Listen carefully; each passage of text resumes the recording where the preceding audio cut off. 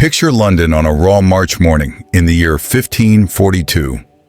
It's the kind of cold that seeps deep into your bones. The cobbles of Smithfield Market are slick with a treacherous frost, and the air is a thick stew of chimney smoke, damp wool, animal dung, and a strange, almost festive anticipation. Through the crush of bodies, a girl is shoved forward. She is just 19, her face pale with a terror that has gone beyond tears. Her name is Margaret Davy. Only a month ago, her world was the familiar warmth of a kitchen, the clatter of pewter on wood, the scent of simmering herbs. For 6 years, she had been a servant in the household of Lady Bulmer, her biggest concern the consistency of the day's soup. Now she is the main event, the gruesome spectacle everyone has come to see. She has been condemned for a crime so feared, so intimate, that it carries a uniquely horrific punishment. Margaret Davy is about to become the last person in English history to be boiled alive. Not for high treason, not for plotting against the crown, not for raising an army, but for the simple, terrifying accusation of slipping something bitter into a bowl. And the king, Henry VIII, wants every single person to watch. Margaret grew up outside Colchester, the eldest daughter of a tanner. Hers was a world of hard work and small horizons. She could scratch her letters into the dirt floor of her father's workshop, but had never held a real piece of paper, never mind a book. At 13, a common age to enter service, she traded the pungent smell of curing hides for the bustling, chaotic world of Lady Bulmer's household. It was a step up, but a dangerous one. Here, the stakes were higher than the price of pigs at market, and the punishments for a misstep were far, far worse. By 19, she was an experienced kitchen servant. She was part of the humming engine that kept a noble house running. She knew precisely how much expensive saffron to add to the March ale, how to scour a pot until it gleamed, and how to properly warm a wooden trencher so it wouldn't crack when the hot venison was slapped onto it. Her life was one of routine, exhaustion, and obedience. Then one evening the routine shattered. 3 people at the high table, 2 men and a woman, doubled over, gasping. They clawed at their throats, complaining of a terrible burning. Their fingertips, it was later said, began to turn black. The cry went up instantly: poison. In the Tudor mind, poison was the ultimate weapon of cowards and schemers. It was the snake in the garden, the sneak's weapon. It crept in on silent feet and left chaos in its wake. And so, the finger of suspicion pointed not at a political rival, but downward to the staff, to the girl who served the food, to Margaret. The motive, rumor, that swift and vicious current in Tudor society muttered about jealousy or a petty grudge. The evidence? It was as thin as watered-down broth. But in a household gripped by panic, noise travels much faster than truth. To understand why a king would care about a kitchen squabble, you have to understand the man on the throne in 1542. Henry VIII is a wreck. This is not the dashing, athletic prince of his youth. This is a man in his 50s, obese, his leg weeping from a stinking ulcer, and his mind eaten away by suspicion. His nerves are strung tighter than the strings of his lute. The grand project of his reign, the English Reformation, has left the kingdom fractured. 2 of his queens, Anne Boleyn and Catherine Howard, have already been executed for treason, their heads held up before London crowds. The great monasteries, once centers of learning and charity, now stand as roofless, skeletal ruins across the landscape. And just a few years earlier, a massive rebellion in the north, known as the Pilgrimage of Grace, had shaken his throne to its foundations. He lives in a state of constant fear. Fear of betrayal, fear of rebellion, and fear of a death that could come not from a battlefield, but from his own dinner plate. So when word of another poisoning reaches him, he doesn't just worry. He explodes. This wasn't the first time. Just 10 years earlier, a cook named Richard Rose had allegedly poisoned porridge intended for the Bishop of Rochester, killing 2 people. Henry's response then was swift and brutal. He had Parliament rush through a new law, the chillingly named Act for Poisoning, which made this specific crime a form of high treason punishable by being boiled alive. Rose was the first to suffer it.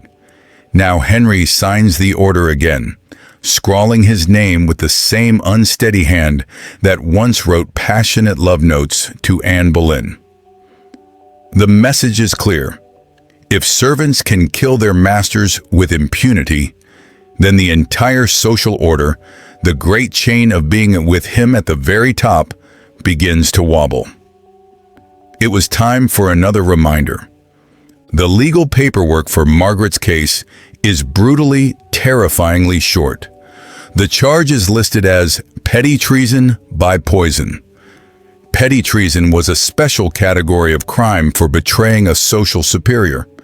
A wife killing her husband, a cleric killing his bishop, or a servant killing their master or mistress. For a woman, the standard punishment was to be burned at the stake. For a man, it was to be hanged, drawn, and quartered. But Henry wanted something else. He wanted the older, rarer, and more dreadful sentence he had revived for Richard Rose. He wanted boiling. A special royal warrant, dated the 12th of March 1542, overrides the normal course of justice. It states that because poison is so secretive and hard to detect, the punishment must be a public spectacle to affright the hearts of evil persons.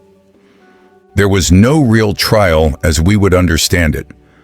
Lady Bulmer, the supposed target of the poisoning, never testifies. She is still fighting for her life. No apothecary is called to swear what kind of poison was used: hemlock, nightshade, or common arsenic. No witnesses are cross-examined. Most importantly, no one seems to ask the obvious question: why would a young woman with steady work, a roof over her head, and a pallet by the hearth gamble everything she had on such a clumsy and horrific act? The verdict was never in doubt.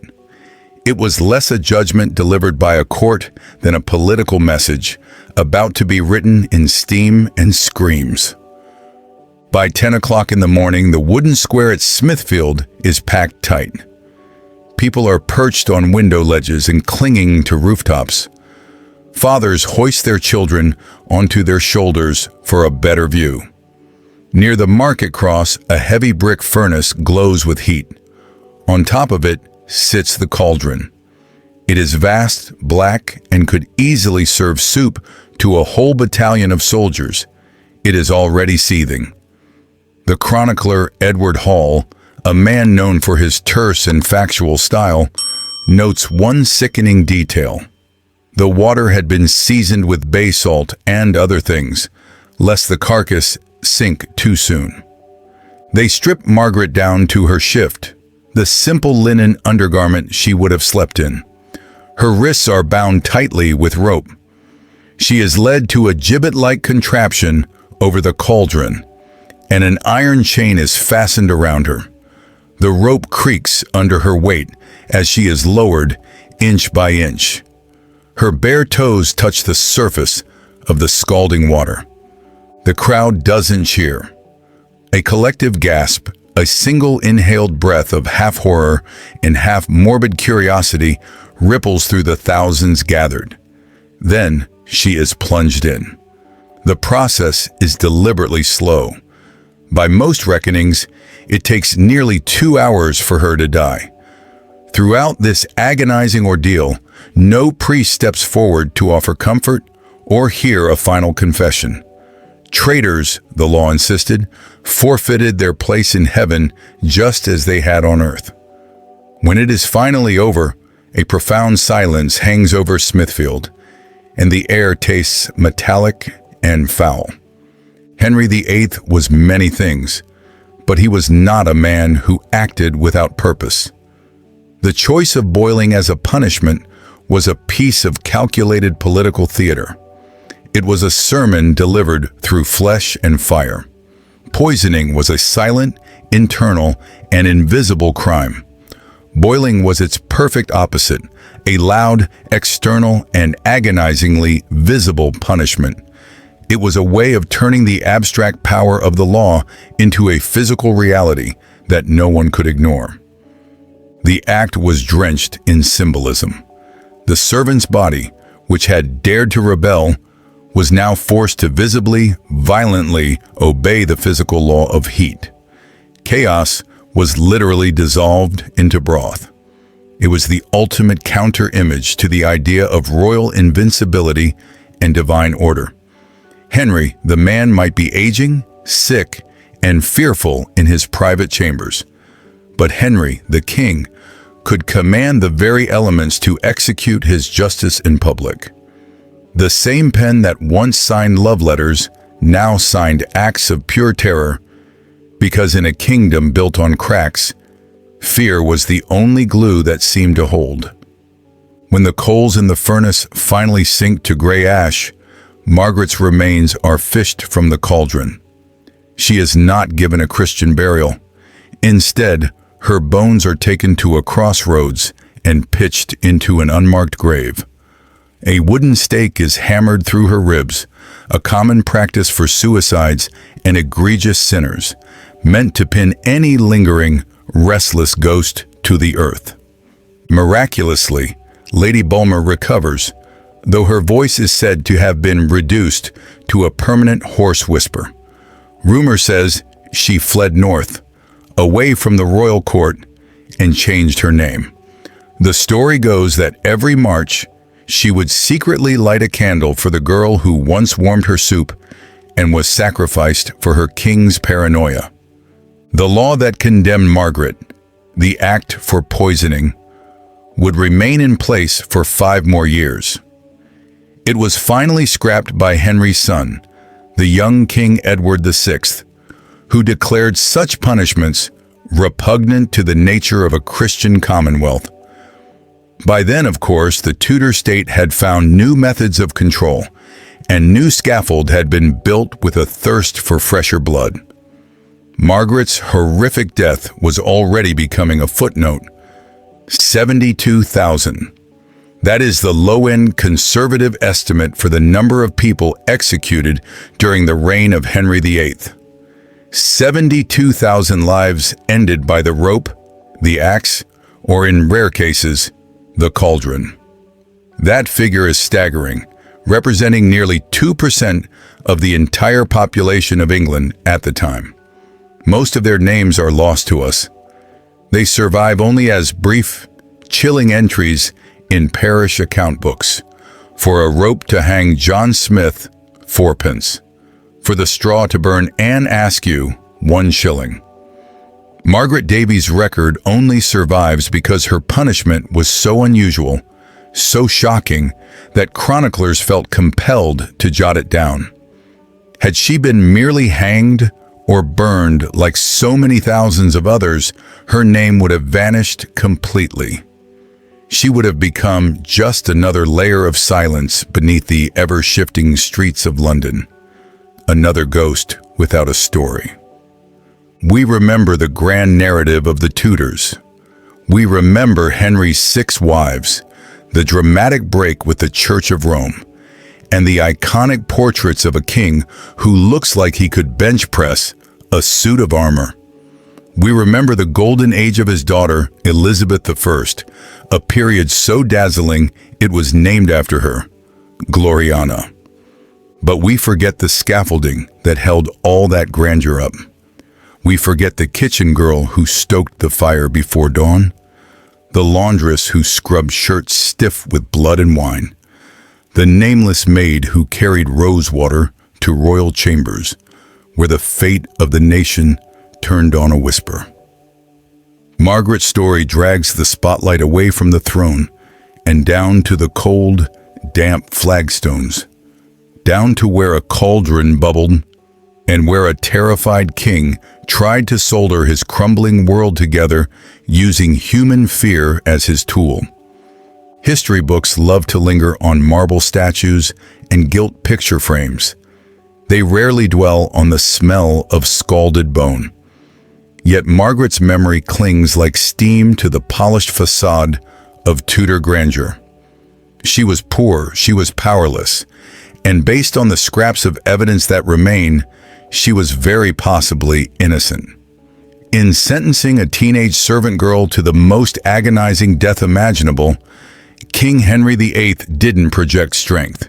He exposed a fear so sharp and so deep that it cut through all his royal swagger.